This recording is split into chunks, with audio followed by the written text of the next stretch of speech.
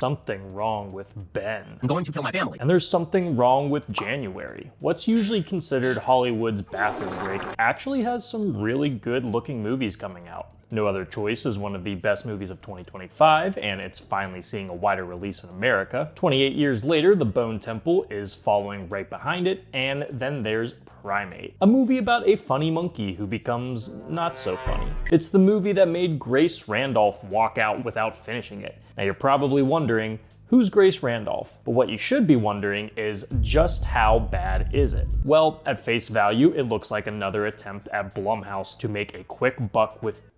Wait, this isn't a Blumhouse movie? Well, I'll be a monkey's uncle. So this is actually a creature flick from Paramount Pictures, so I'd have to assume this would be better than the average Blumhouse movie. And you know what? It is.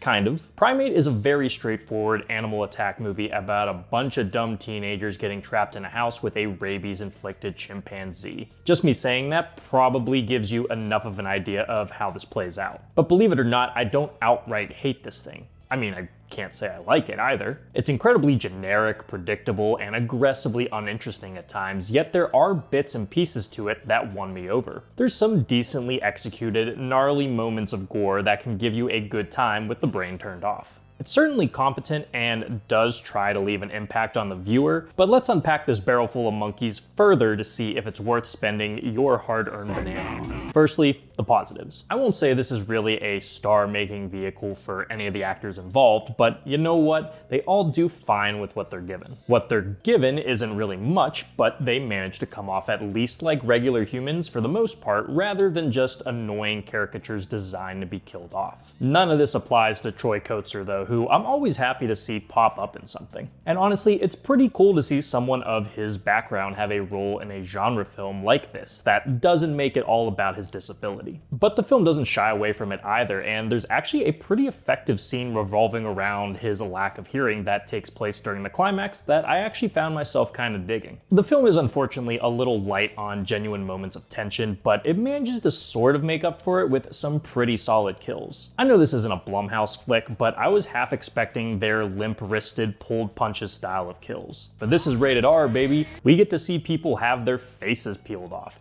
their jaws ripped from their skull, and their heads caved in with rocks. And the movie doesn't really shy away from showing it either. It doesn't get overly gratuitous, but it at least gives the sickos in the audience something to salivate over. If I had to critique them a bit, some of them are underlit and super close up to the point where you can hardly tell what you're seeing. Also, pretty solid monkey. It's mostly a guy in a suit from what I can tell, and that makes the whole thing feel a lot more believable and realistic. And, you know, if that's enough for you, then maybe you'll have a good time with this. But as someone who's seen everything from Anaconda to Meth Alligator, nothing about this really wowed me. I'll give the film some credit. It doesn't waste its time with the BS and gets right into the action fairly quickly. That's nice, but then at the same time, it makes the film feel a bit hollow. The characters don't have much to them, and the film establishes some conflict that doesn't really have any payoff. Things like the main character's frenemy inserting herself into her plans, and the MC having some family tension after the death of the mom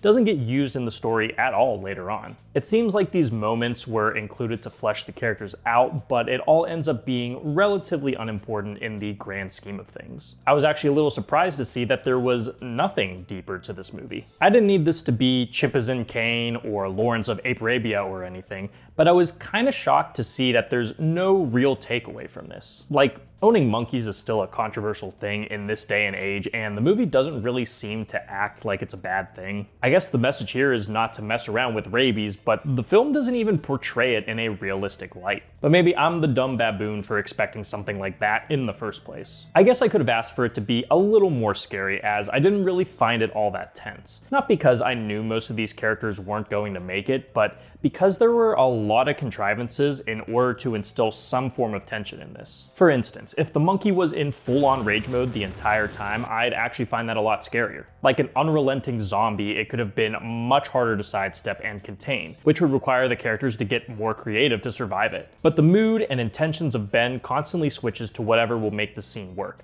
pulling back on his viciousness just so the character can grab something important to the plot. To me, that's just not very tense. But look, this is exactly what it's advertising here. It's a simple but bloody creature feature that might not deliver on the biggest thrills, but the silly brutality behind it all at least makes it watchable. There's certainly a much worse direction this thing could have gone in, and I'm thankful for that. But I don't think there's anything here that really makes me want to revisit it again. Well, maybe that weirdly sensual red-lit scene where Ben pins that guy to the bed and sticks his fingers in his mouth. Come on, Ben, buddy, I was just getting over my Candy Kong addiction. For my rating, I think I'm feeling 2 jingly car keys out of 5. Thank you so much for watching. If you enjoyed this video, please leave a like and hit the subscribe button. Be sure to stick around for more movie reviews, and once February rolls in, more movie-themed cocktails.